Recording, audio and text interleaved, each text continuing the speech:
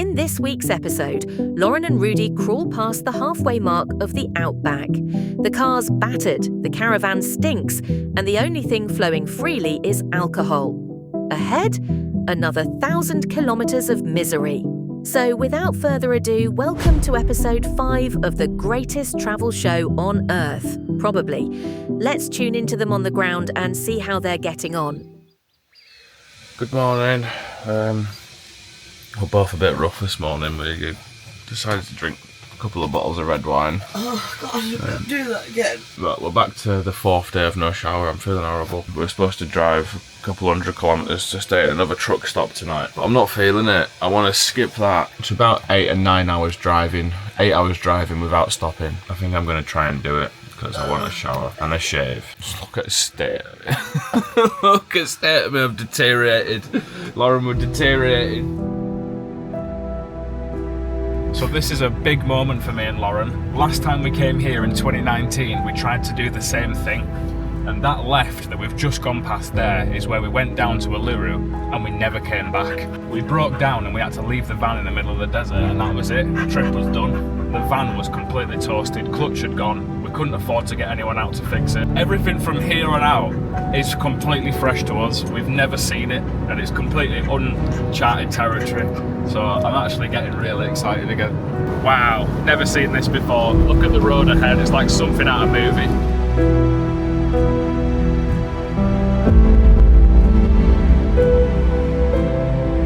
Loza G has a PhD in biochemical doomsday weaponry. Born into the nuclear program, she excelled in all areas. 20 years later, she is once again proving herself. But this time in the world of geography, she wants to prove that just because you're extremely beautiful doesn't mean you can't read a map. This is Blonde Geography. So, I have just seen a sign that says in 300 metres it is the Tropic of Capricorn, which literally means we've crossed the equator. So we've gone from like the southern hemisphere to like the tropical hemisphere. I don't know whether there's like a midsection or a high section, but we've crossed a line. Yeah. Heat line? Oh, is it? Don't you think that Australia's a bit low down on thing? I thought it were going to be... Oh yeah, we're not crossing the equator. Not the equator, but the Tropic of Capricorn. What? You don't know what you're talking I do. about, yeah? No, the Tropic of Capricorn, it is like the northern and the southern hemisphere. Don't listen to her. Don't listen to her. She ain't got a clue what she's about. No, there is something there. I don't have internet right now, but I need to research it. Maybe not the f***ing worldly northern and southern hemisphere, but we're crossing the Australian northern and southern hemisphere of this country because it's so big. And then we're crossing into the tropics. Alright, welcome to the education channel. So yeah, I will update when I get internet and I'll tell you the story. We've all seen one of these before, haven't we? Jesus Christ. It's not as bad. It's not as bad? No, don't say that. Oh, Lauren, what have you done? The caravan won't take another battering like that. Suspension's already got on this. Could have done without this, to be honest. Fingers crossed that helps more than it did last time. Thank God. So these waves are getting literally about to run out of fuel. This is the first time we've actually been this close. Today has been one of the worst days for fuel consumption. An entire tank has done 240 kilometres, 1 litre every 2.5 to 3 miles. I'm starting to understand the concept of 4x4s now. I think when you're from the city and all you ever see is mums picking the kids up from school in them, you just don't understand them, but I think I want one now. You've got one?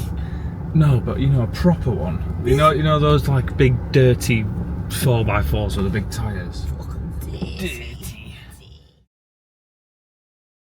Okay, we've arrived and we've got a lovely little pitch up, but there is one major problem and it's to do with the dog. So Nash, he's got a history. We had a chicken at home. We had a pet chicken actually, and it was my dad's, and he ate the chicken. There's chickens roaming everywhere. There's Nash here and there's chickens here. Fatality. It's quite a special spot, this. The caravan survived the rough road and now we've got a beautiful sunset. So I think we're just going to have a couple of beers because that was over 8 hours driving today, and I'll catch up with you in the morning. So today's the first day of having to whack out the jerry can because we turned up last night with no fuel. They said they sold fuel here, which they do, but just diesel. We've got 20 litres to get us to our next petrol station. Where that might be. Stressing a little bit this morning. We're about to run out of fuel. The guy said there was a petrol station this way. Welcome to Thirsty Roads. In this week's episode, nothing much happened, so we had to make it look like it was hard to find fuel and dramatize this entire scene, when in reality there was a petrol station just up the road. It's probably our last chance to get fuel for a while, so I'm going to fill up now. We've had to initiate the aircon for the second day in a row. We also worked out what we're spending per month on fuel so far, and it's roughly around £1,000 a month to drive this thing around.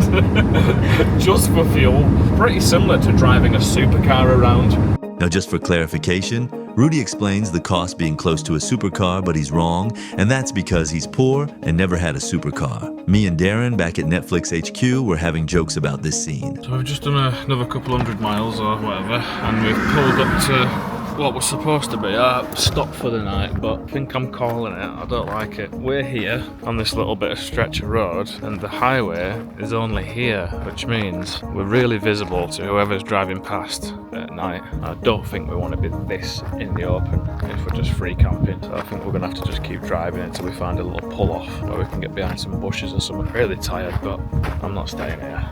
Not out here. Get bummed. Get bummed indeed. This region is responsible for the highest amount of bummings per capita. In fact, Johnson baby oil stocks are propped up entirely by this area alone. They call it the Outback for a reason. In reality, it should be called the Inback. Right, we've found a little hideaway off the highway, so if you look that way and look this way, that's the highway, and then there's these little snickets on the side which are just like little dirt tracks that go off into the bush. We're hidden here and we're not far from the motorway, so that way we're out of sight and it's a lot safer. That's what they call it, out in bush. Out in bush. So we'll find a spot wherever we want to be and we'll park up. And check that out, camp set up.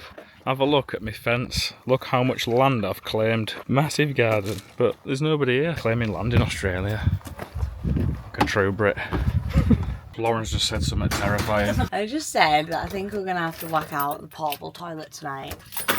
We've got pretty fucking far without it. Lauren said it now, it's contagious like yawning. Honestly, if you go, I'm going to have to go. I was flapping a bit then. I was like, why are we pooing in a portable toilet? Let's just go to the petrol station. I just realised there isn't a petrol station around here at all. That's why we're all cracking open the fucking toilet. It's peak, that, you know. Honestly, I was saying to Lauren earlier, I was like, I need an all-inclusive holiday after this. I need happy hour, I need cheap watered-down cocktails and a pool full of English people. Been graft this so far. Allow 10 to 20 minutes for activation. That's a man's job. That's a man's job. Alright, I'll do it. Hey guys, this is the unboxing of the Dulux camping toilet. It's for enders. You want to read the instructions? Yeah. Lift the lid and let it go. I'm just sat here having a nice brew in Neverland, and I'm just saying how good Lauren looks. She's got that pre-shit glow. Lauren, who are you going to be tonight?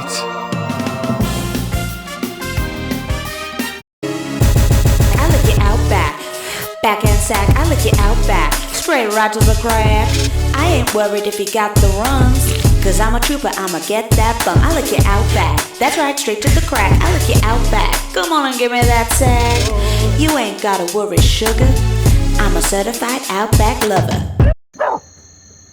Is that what it's backing at? Do you want the outside light on? No. I'll bloody advertise it.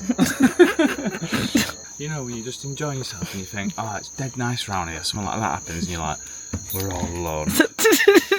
Yeah, he's buggered off. Good boy. You are a big guard dog. I think today's maybe humbled us a little bit to make us realise that we are in the middle of nowhere. Yeah, we're alone, aren't we? Oh, there's millions of flies. Rudy, why did you keep the door open? Oh, they're all on the outside of the thing as well. Where's the spray?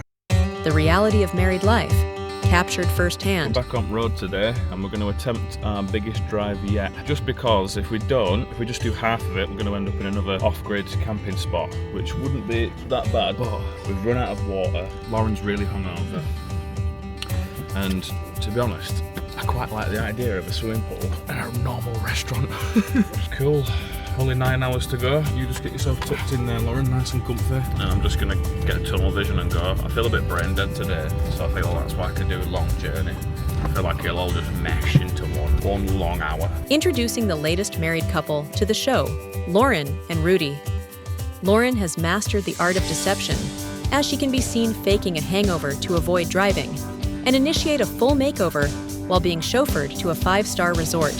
Right, we've arrived in Tennant Creek, which is only just up the road from Wolf Creek. You know that lovely romantic comedy film they made? Yeah, I'll just read this sign. He's running to be a councillor, but just look how funny it's worded. So I want to vote for him. Strong relations between black fellas and white fellas. Mental. Fucking hell. Someone's just flagged us over on the other side of the road and we're driving. I was like, what's he doing? Have a look at this, what I've been doing. What a sausage. Basically, when we set off, I never put the latches on for the pop-top, so the pop-top's just gone woof when we're driving. That is fucking silly. Honestly, could have ripped the pop-top off or pulled us over. Honestly, I've been dreaming of this place for days. Electric gates, tarmac road that you're driving, swimming pool, proper bar, just beautiful. Looks like a holiday resort. That's what I'm picturing in my head right now. Oh, we've made it and it even sounds posh. Contour Hotel. Oh, it is. Look at it. It's got palm trees. It's got tarmac. Oh, Lauren, this is it.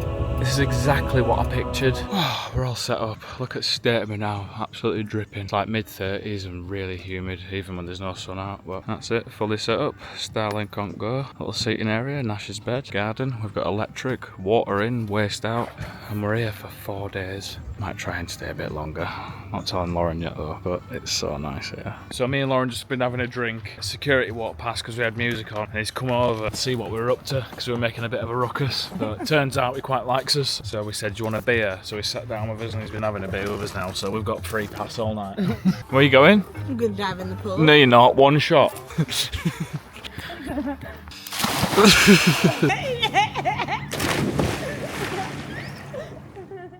Good morning from luxury. So we had a really good night last night. Went out drinking around the pool and stuff. There's not much footage of it though because it got a bit wild. But today we're going to head to the dog park.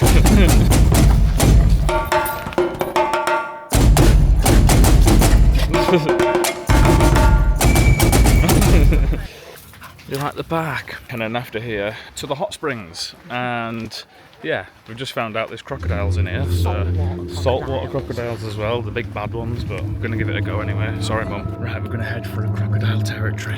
Check this out.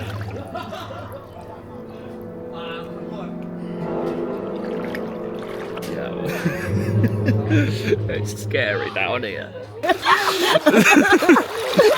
It's beautiful though.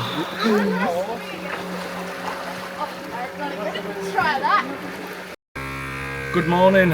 So today we leave paradise, which is probably a good job because I've not done much for 4 days, but it's been nice, well-deserved holiday. Right, the 3 of us are ready, all packed down, and we're going to be heading towards... We're going left. Oh yeah, we're taking the left. Yeah, we're taking the left. I'll show you when we get to the left. Guess what? It's about to happen. 1,600 miles later and 3 weeks, and we're about to take a left. Oh! Right. A couple of thousand more miles now. So we've just arrived at this really wonderful place. But like most national parks in Australia, you're not allowed to take dogs in, so we're going to have to drive straight through. Other thing is, caravan started to fall apart. Water pipes dropped down. What's that on the leg? Dirt. Is that a bit of sludge? Clean. Past caring being dirty now, I've just accepted it. Like I've worn this shirt for 3 days now. Doesn't smell though. Oh, we wouldn't know, would we? Because you smell too. Fuck off. Yeah, I mean, it is stunning around here, but we've got a dog. If there's one thing that we found out only after we arrived, it's that there's no national park in Australia that allows to take dogs in, and we've brought our dog. Because we only figured this out once we got here, Lauren's actually writing a book or writing a guide. So if you ever are as daft as us and you're going to bring your dog to a place that doesn't like dogs, then you'll know exactly where to go on the trip, because we'll have stopped at all these places during our big lap. And so yeah, I just thought I'd let you know how stupid we are. There's a tornado. Look, it's spinning. Look at the funnel going up. Looks like it's coming for us.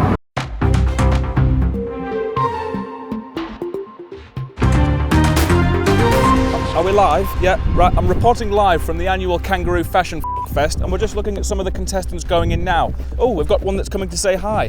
This one's called Cheryl. How are you doing, Cheryl? What are you thinking? I don't know. You need That's to all right. change it over. Sorry, sorry. Yeah. Exciting stuff, isn't it? Right, anyway, more from this after the weather with Cheryl. Good morning. From the Outback, in terms of weather, what can I say? It's fucking hot. But what do I know? I'm only a fucking weather woman. So we've officially entered the Kimberleys, and this is the beginning of it. I'm just out for a walk with the dog this morning, and it's actually really stunning. It makes a change from the purely flat, dusty, orange scenery that we've had for 3 weeks. Got to keep our wits about us out here now though, because it's saltwater crocodiles, freshwater crocodiles, every insect you could possibly think of, snakes. There's 1080 bait, which is that bait that kills dingoes but will kill Nash instantly as well. So, as beautiful as it is, it's extremely deadly. Oh yeah. So we are literally 100 kilometres away from Kununurra, so we're crossing state lines, and this is kind of like the main state where they get really, really funny about you bringing any fruit or vegetables from another Australian state. So all the fruit and veg that we bought, I'm going to try and cook it off today so we don't waste it, because apparently once it's cooked, they're fine about it, but you can't take raw, fresh fruit and veg. So come with me for the day as I make, hopefully lots of yummy nice food. So now I've got all my ingredients. I've got bananas, I've got honey, butter, I've got some trail mix, vanilla essence, bicarb, eggs, a bit of chocolate, all-purpose flour. I also think I'm going to add in a bit of peanut butter because this is like nearly empty. Put this in the oven for about 20 minutes. There I have the finishing piece of the banana bread, and now we can take it to Australia, and it'll last us... It'll last us a day.